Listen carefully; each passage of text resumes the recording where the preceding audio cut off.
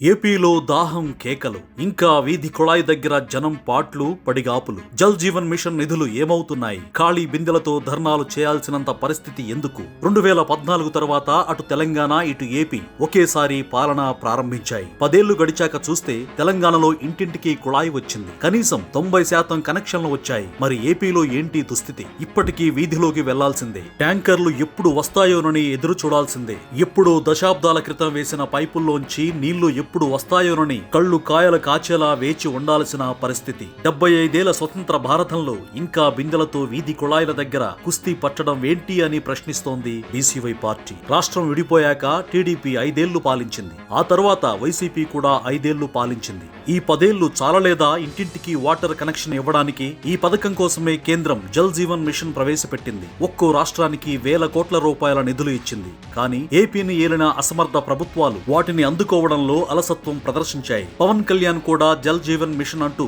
తిరుగుతున్నారు. కేంద్రం 28,000 కోట్ల రూపాయలు కూడా కేటాయించింది. కానీ పనులే నత్తనడకన జరుగుతున్నాయి. దాని ఫలితమే కదా ఏపీలో ఈ దాహం కేకలు అని నిలదీస్తోంది బీసీవై పార్టీ. రీసెంట్ గా వజ్రకరూర్ మండలం కొనగొండ్ల సచివాలయానికి ఎదురుగా ఉరవకొండ గుంతకల్లు ప్రధాన రహదారిపై ఖాళీ బిందెలతో బైఠాయించి ధర్నా చేశారు మహిళలు, కాలనీ వాసులు. అది ఆర్థిక మంత్రి పయ్యావుల కేశవ్ ఇలాకా కూడా. ఖాళీ బిందెలతో రోడ్డుపై ధర్నా చేశారంటే ఆర్థిక మంత్రితో సహా ఈ ప్రభుత్వం తలదించుకోవాలి. గ్రామాల్లో కొన్ని రోజులుగా నీళ్లు రావడం లేదు. నీళ్లు లేకపోతే ఎలా బతుకుతారన్న సోయి లేదు ఈ ప్రభుత్వానికి. అటు మడకసిర రూరల్ నాగిరెడ్డిపల్లెలోనూ ఇదే పరిస్థితి. నీటి సమస్యను తీర్చాలంటూ ప్రభుత్వ పాఠశాలల విద్యార్థులు రోడ్డెక్కారు. 250 మంది చదువుకుంటున్న ప్రభుత్వ పాఠశాలలో సుమారు 15 రోజుల పాటు నీటి సరఫరా నిలిచిపోయింది. తాగునీటికి, కాలకృత్యాలకు విద్యార్థులు, ఉపాధ్యాయులు తీవ్ర ఇబ్బంది పడ్డారు. నిజానికి అధికారంలోకి వచ్చిన 100 రోజుల్లోనే ఇంటింటికి కుళాయి ఏర్పాటు చేస్తామని హామీ ఇచ్చారు ఆర్థిక మంత్రి పయ్యావుల కేశవ్.